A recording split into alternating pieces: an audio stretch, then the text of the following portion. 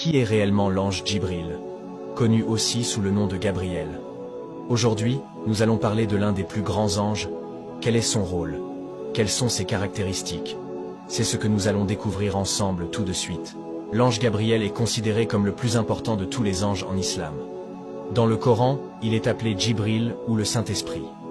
Sa principale responsabilité est de communiquer les paroles d'Allah au prophète. C'est lui qui a transmis le Coran au prophète Mohammed, que la paix soit sur lui, sur ordre d'Allah. Mais saviez-vous que l'ange Gabriel n'est pas apparu seulement au prophète Mohammed? Il a également annoncé la naissance de Jésus à la Vierge Myriam. Il a aussi aidé le prophète Ibrahim à construire la maison sacrée qui se trouve actuellement à la Mecque. Il a également accompagné le prophète Mohammed, que la paix soit sur lui, lors du voyage nocturne et de l'ascension. L'ange Gabriel est donc un messager fidèle et dévoué à Allah. Il transmet ses ordres et ses révélations aux élus d'Allah. Il les soutient et les protège contre les ennemis. Il les guide et les éduque dans la religion. Mais à quoi ressemble l'ange Djibril? Comment est-il décrit dans les sources islamiques? L'ange Djibril a une apparence majestueuse et impressionnante. Il a 600 ailes, dont chacune couvre l'horizon. La preuve se trouve dans cette parole prophétique authentique. Le messager d'Allah, paix sur lui, a dit dans la description de l'ange Djibril: « Je l'ai vu descendre des cieux en recouvrant l'espace entre le ciel et la terre, du fait de l'importance de sa taille.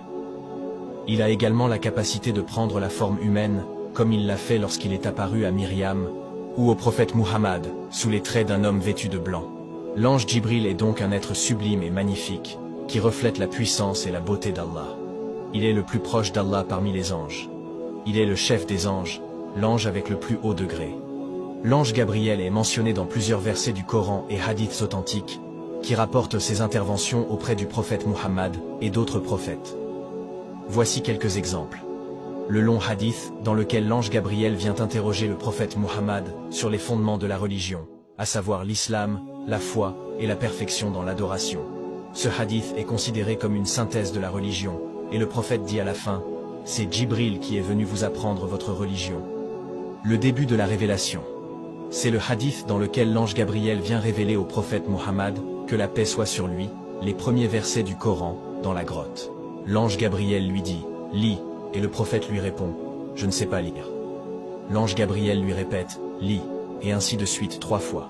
Puis il lui dit: « Lis, au nom de ton Seigneur qui a créé. » Il y a aussi le voyage nocturne et de l'ascension. C'est le hadith dans lequel l'ange Gabriel vient chercher le prophète Muhammad à la Mecque et l'emmène à Jérusalem sur une monture appelée Al-Burak. Puis il l'accompagne dans son ascension vers les cieux, où il rencontre les différents prophètes et reçoit l'ordre d'établir les 5 prières quotidiennes de la part d'Allah.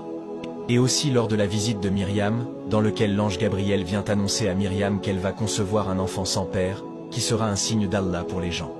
L'ange Gabriel lui dit: « Je suis seulement un messager de ton Seigneur pour te faire don d'un fils pur. » Marie lui répond: « Comment aurais-je un fils, quand aucun homme ne m'a touché ?»